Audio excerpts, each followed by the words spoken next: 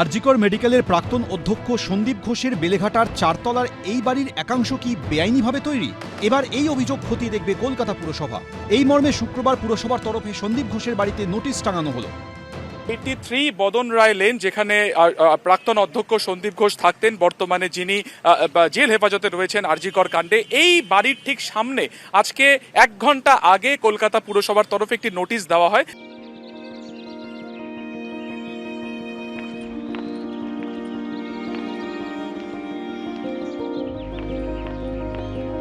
যে নোটিশ টাঙানো হয়েছে সেখানে পরিষ্কার কিন্তু লেখা আছে যে Kolkata municipal corporation notice under section 544 CMC act 1980, অর্থাৎ ক্যালকাটা মিউনিসিপ্যাল কর্পোরেশনের অ্যাক্টে এখানে অভিযোগ দায়ের একটি হয়েছিল, সেই পরিপ্রেক্ষিতে এখানে নোটিশ দেওয়া হয়েছে।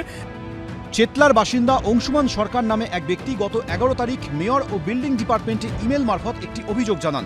তার অভিযোগ, সন্দীপ ঘোষের এই চারতলা বাড়ির একাংশ বেআইনিভাবে তৈরি করা হয়েছে। গাড়ির পার্কিংয়ের ক্ষেত্রে নিয়ম লঙ্ঘন করা হয়েছে। G+3 অর্থাৎ চারতলা বিল্ডিং তৈরির জন্য যে ওপেন স্পেস বা খোলা জায়গা রাখার নিয়ম, তা রাখা হয়নি। বাড়ির building height of the building বেশি, পুরো বাড়িটা ও এনজয় করছে। গ্রাউন্ড ফ্লোরেতে কার পার্কিং স্পেস থাকার কথা, সেইটা স্পেসটা নেই, সেটাকে ভেঙে দিতে হবে।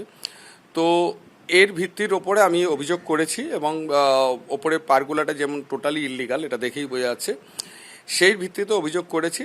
কেন, যিনি প্রাতিষ্ঠানিক একটা দুর্নীতির সাথে যুক্ত আছে, সেই ভদ্রলোককে ছাড়া কখনো উচিত নয়।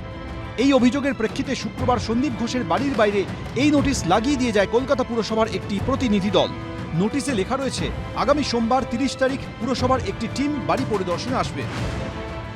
এখানে বর্তমানে সন্দীপ ঘোষের পরিবার থাকে এবং আজকে যখন তারা এখানে আসেন, পরিবারে কেউ কিন্তু তাদের সাথে কোনো কথা বলেনি, গেট পুরোপুরি বন্ধ ছিল। বিল্ডিং এর যে ভেতরের দিকে যে দেওয়াল, যেটা অস্বাভাবিক রকমের উঁচু করা হয়েছে, তার পাশাপাশি ঠিক বিল্ডিং এর সামনের দিকের যে অংশ, রাস্তা আটকে এখানে একটা র্যাম্প করা হয়েছে। এই যে সামনের যে অংশ, অনেকটা অংশ সেটা কিন্তু সিমেন্ট করা হয়েছে, একটা স্ল্যাব করা হয়েছে যাতে গাড়ি যাতায়াত করতে পারে।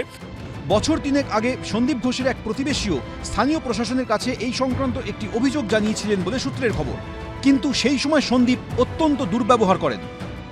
2021 সালে যখন 85 নম্বর মানে 85-এর বাসিন্দারা ওই যে তাদের দিকের যে বাউন্ডারি ওয়ালটা ছিল, সেই হাইটটা নিয়ে তারা সেই মুহূর্তেই কমপ্লেন করেছিলেন। সেই সময় সন্দীপ ঘোষের সাথে এবং তার পরিবারের সাথে 85-এর লোকেদের অত্যন্ত বাকবিতণ্ডা হয়েছিল এবং খুবই বাজে আচরণ তারা করেছিলেন, যার জন্য 85-এর সুপ্রিয়া দি তিনি বলেছিলেন যে আপনার রেজিস্ট্রেশন না দেখালে কেউ বুঝতে পারবে না যে আপনি একজন ডাক্তার। মানে এতটাই বাজে উনি কথাবার্তা তার মানে প্রতিফলিত হয়েছিল তার ভাষার মধ্যে দিয়ে।